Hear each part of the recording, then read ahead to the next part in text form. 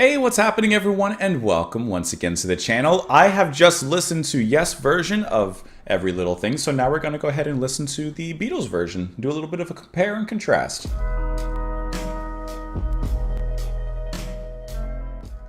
So thank you as always for being here and for joining me here on the channel on this beautiful sunny day that it is, Saturday morning as of right now. Whatever it is for you, hope it's good.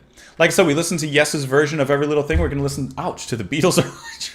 Bang my elbow here on the desk. And this is from 1964. This is from their album Beatles for Sale. So let's go ahead and listen to that song. We're going to listen to their version. We'll talk about it after, compare and contrast a little bit. Here we go, guys.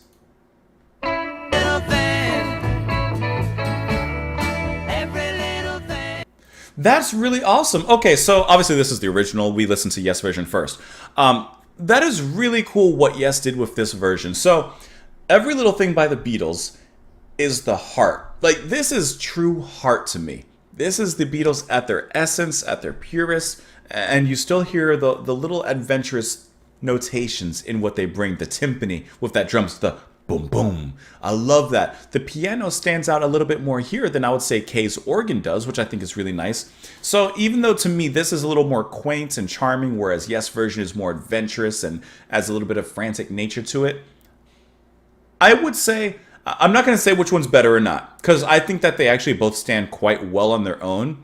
And I think that you would listen to each one for a different cause and for a different reason. It's like Simon and Garfunkel's America versus Yes version of America. Yes just yesified it, right? They brought something extra to it while still keeping the heart and the soul and the magic of the original in their music, which is what a fantastic and accomplished cover of a song does. So speaking strictly of Every Little Thing from the Beatles, obviously I love how McCartney sings here. Harrison's guitar solo at the very end, just a very beautifully, a very cute solo, I would say, in that it's small, it's bite-sized, it's compact, but it hits the right notes and it leaves you feeling fulfilled. And one thing I loved is how, now that I'm comparing, obviously, the way that the Beatles did that little outro at the end, where the music changes just for like the last 10 seconds. It's not even a very long change or outro, but they do it nonetheless. And it makes the song kind of unique. It gives it a different bit of shape and character for just a brief moment. And I like how Yes obviously did the same thing, but they changed it into something just a little bit heavier, matching the energy that they had created with the cover. It's just a really, really great way of kind of bringing the two things together. Sorry, I'm looking out the window and a lizard just like ran by. Sorry, it distracted me. I think this is just like Yes version is a great cover. The Beatles original is a great little song. A little because it's 2 minutes long.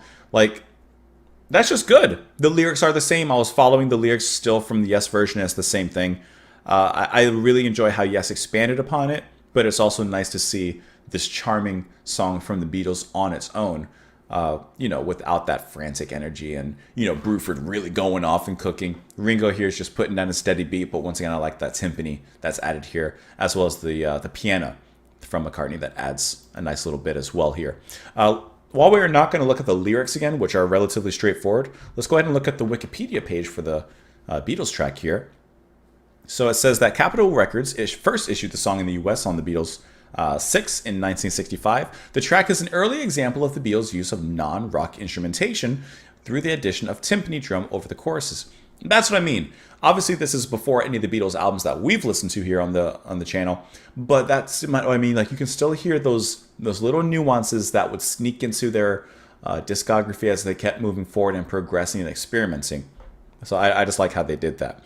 It says, recalling the song creation in his authorized biography, McCartney says he wrote this song in the music room at the London home of his then-girlfriend, Jane Asher, who he was living with at the time. Other sources, citing a 1964 interview with McCartney, place the song's origins at Atlantic City, where the Beatles stopped over in late August that same year during the U.S. tour. Lennon told Playboy that McCartney wrote the song, although he himself might have thrown something in. They were always throwing something into each other with ideas and such, and obviously that's what made them so successful in many ways. Every Little Thing is a rare example of Lennon-McCartney song in which one member of the partnership was the primary composer, but the other sang lead vocal here, which was Lennon. This was done to try and reproduce the sound of A Hard Day's Night. McCartney sings in unison with Lennon on the verses, but Lennon's vocals are more prominent. I mean, it's just a really, really great song. Just looking to see if there's any other interesting kind of facts here. It says the 4 band members enjoyed themselves on the second night. Take 6 was aborted due to McCartney burping his vocals.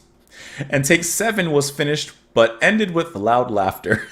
Okay? Every Little Thing is one of the first Beatles track to include, like we said, that exotic instrumentation.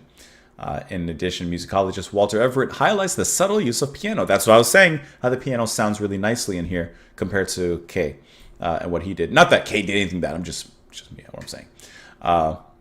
The piano in the musical arrangement played as an electric guitar motif by Harrison on initial takes. The piano part provides a counter melody during the verses. Just either way, all that stuff. What it's basically saying is this song's cooking. So let me know what you guys thought of the track in the comments down below. Of course, you're more than welcome to follow me down here. You can support what I do on Patreon. Thank you as always for being here. Come back tomorrow, and I will see you all then, guys. Bye.